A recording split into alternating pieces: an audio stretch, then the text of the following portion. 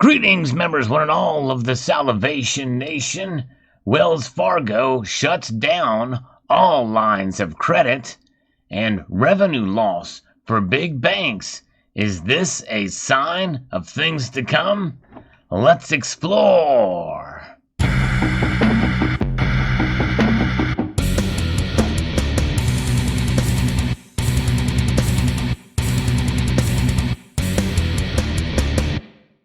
You know, there's cracks in the armor in our economy, and when we hear stories like this, it makes you question and wonder if this could be a sign, since we've seen some of this stuff before, or at least in some aspect, and I'm not necessarily making the connection here with these stories, but one cannot ignore the possibility that it could be. History does repeat itself, although there's still a little bit of speculation here, but I was first alerted about this in my live stream. Several members had posted there asking me if I've heard about this, and I have not. Wells Fargo tells customers in letters that they're shuttering all personal lines of credit. Let's take a look at this. Wells Fargo is ending a popular consumer lending product, angering some of its customers, CNBC has learned. The bank is shutting down all existing personal lines of credit in coming weeks and has stopped offering the product, according to customer letters reviewed by CNBC. The revolving credit lines, which typically lets users borrow from $3,000 to $100,000, were pitched as a way to consolidate higher interest credit card debt, pay for home renovations, or avoid overdraft fees on linked checking accounts. Wells Fargo recently reviewed its product offerings and decided to discontinue offering new personal and portfolio line of credit accounts and close all existing accounts. The bank said in a 6-page letter. The move would let the bank focus on credit cards and personal loans, it said. The CEO, Charles Scharf, has been forced to make difficult decisions during the pandemic, offloading assets and deposits and stepping back from some products because of limitations imposed by the Federal Reserve. In 2018, the Fed barred Wells Fargo from growing its balance sheet until it fixes compliance shortcomings revealed by the bank's fake account scandals. You remember that? It's a pretty big deal. You know, it's kind of ironic that the Federal Reserve will not allow Wells Fargo to expand its balance sheet, but yet the Federal Reserve is expanding their balance sheet by leaps and bounds. Anyways, I go on. The asset cap has ultimately cost the bank billions of dollars in lost earnings based on the balance sheet growth of rivals, including JP Morgan Chase and Bank of America over the past 3 years, analysts have said. It also affected Wells Fargo customers last year. The lender told staff it was halting all new home equity lines of credit. CNBC reported months later the bank also withdrew from a segment of the auto lending business.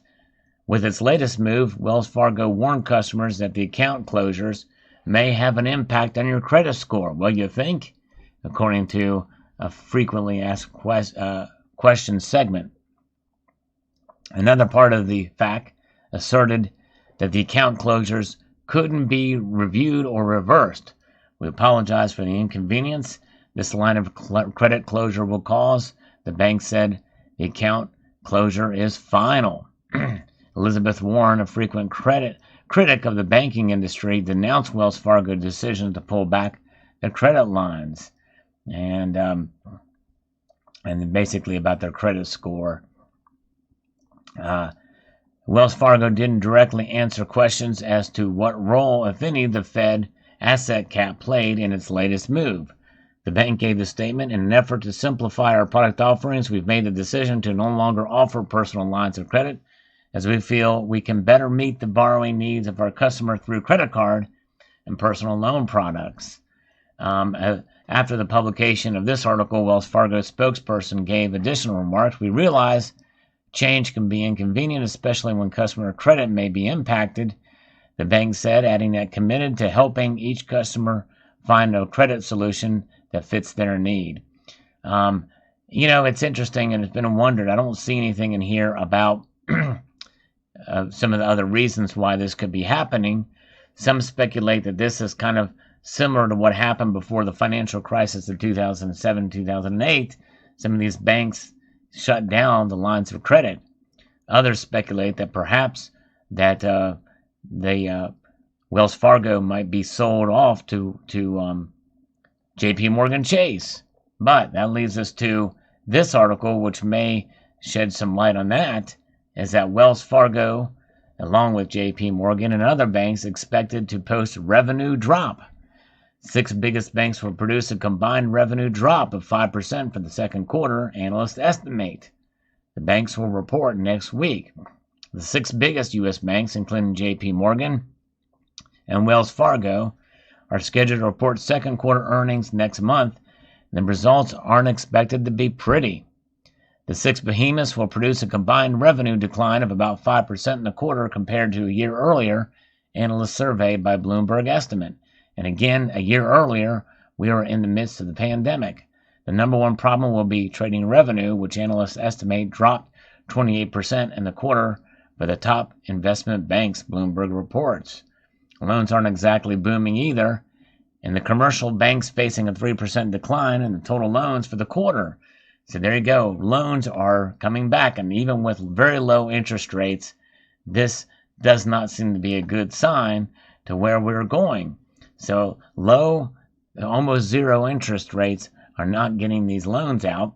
And when you have banks like Wells Fargo, that they would stop offering personal lines of credit and shuttering those current accounts, makes you wonder. Banks' revenue from mergers and acquisitions actually, though, surged 30% in the quarter, and analysts forecast. They're expected to see release more reserves as well. So that's interesting, from mergers and acquisitions. So maybe that could bolster the case that perhaps they are gearing up for a buyout. In other words, J.P. Morgan might buy up Wells Fargo. I don't know. So very, very interesting indeed. How does this play out? What does this mean? I think it's rather convoluted and maybe too early or not enough information to really know for sure. And I certainly don't want to speculate other than kind of ask the question.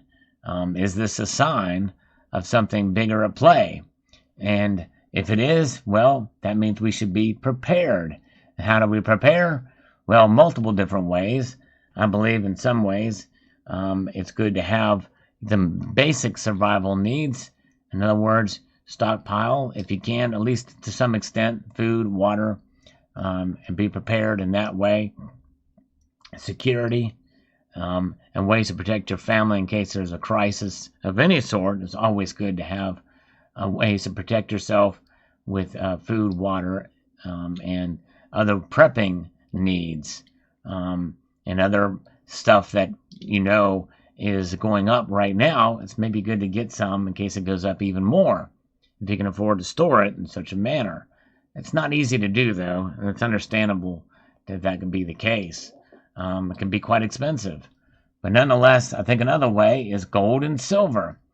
And the thing is if we do hit another crisis and something happens like what we saw with Bear Stearns and the like, and what was predicted that some say is going to happen again, and maybe even worse this time, gold and silver won't be affected right away. In fact, it could go down as part of a deflationary process or a run to the safety of cash, which, by the way, I think it's a good idea to have some cash on hand as well to protect yourself.